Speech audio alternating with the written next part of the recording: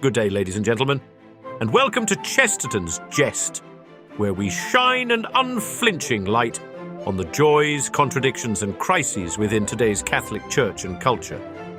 If you're here for faith, wit, and a little righteous fire, you're in the right place. Smash that like button.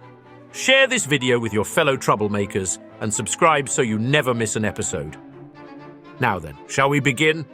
Our topic, up for discussion today: why the Church is afraid to answer simple questions. Chapter 1. The questions everyone is asking quietly.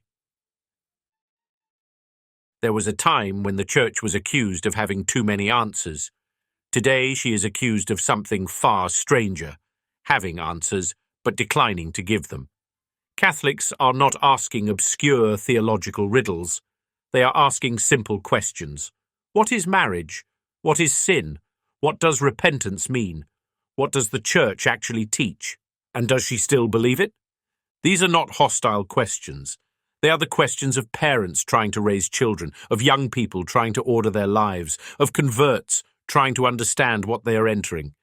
And yet, again and again, the response they receive is not an answer but a pause, a paragraph, a process, or a pastoral reassurance that carefully avoids clarity. The fear is not of complexity, it is of consequences. Chapter 2. When answers became dangerous. At some point, answering plainly became risky. A bishop who speaks clearly risks headlines. A priest who teaches directly risks complaints. A catechist who quotes the catechism risks being labelled rigid, unpastoral, or divisive. Certainty, once considered a virtue of shepherds, is now treated as a liability. So the Church learned a new reflex: say less, not more. Use broader language, emphasize listening, delay conclusions, refer difficult questions to committees, synods, or future discernment. None of this is heresy. That is precisely the problem. The Church has not officially denied her teachings.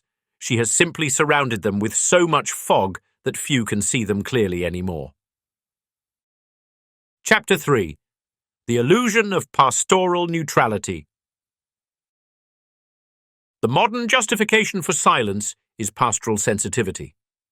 We are told that clear answers wound, that moral boundaries alienate, and that ambiguity creates space for encounter. But neutrality is an illusion. When a shepherd refuses to say which path leads to danger, he has already chosen a side, the side of confusion. When moral questions are left unanswered, the loudest voice in the room fills the gap. And that voice is rarely the gospel. Pastoral care does not mean withholding truth. It means delivering truth in a way that can be lived. A doctor who refuses to diagnose for fear of upsetting the patient is not compassionate. He is negligent. The Church's task has never been to make sin comfortable. It has been to make repentance possible. Chapter 4. The fear of being the only one speaking. Another reason the Church hesitates is loneliness. In earlier ages, the Church spoke within a culture that still shared fragments of her moral imagination. Today, she speaks into a world that openly contradicts her anthropology, her ethics, and her understanding of the human person. To answer clearly now is to stand alone. And standing alone is frightening, especially for institutions trained to value consensus, dialogue, and harmony. Silence becomes a way to avoid conflict. Ambiguity becomes a way to preserve unity. But unity purchased at the cost of truth is not unity.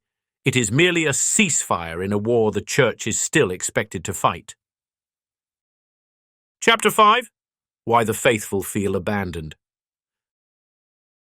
When the Church refuses to answer simple questions, the faithful feel stranded. Parents are left without guidance. Priests are left guessing which teachings are safe to mention. Converts are left wondering whether the faith they entered still exists in practice. Young people, sensing uncertainty at the top, assume the teachings must not matter very much.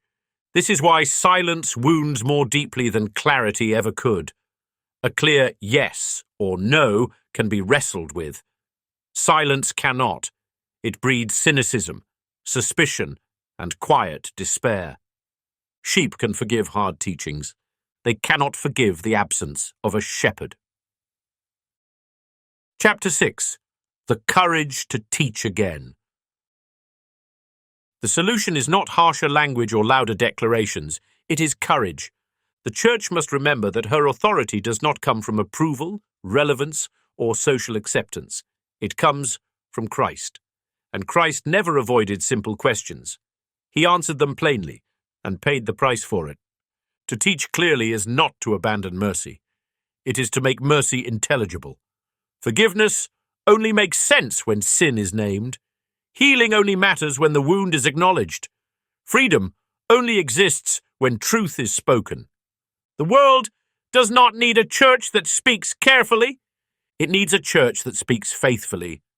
Because silence is not neutral, ambiguity is not pastoral, and unanswered questions do not disappear. They simply get answered elsewhere. The church should not be afraid of simple questions. She should be afraid of what happens when she refuses to answer them. Thank you for watching. If you enjoyed today's video and share our passion for defending the true faith with a touch of humor, smash that like button. Share this video with your fellow troublemakers and subscribe so you never miss an episode. As Chesterton once said, a madman is not someone who has lost his reason. A madman is someone who has lost everything except his reason. So, let's keep our reason and our faith intact together. Thanks for listening. God bless you, and may the good Lord be praised.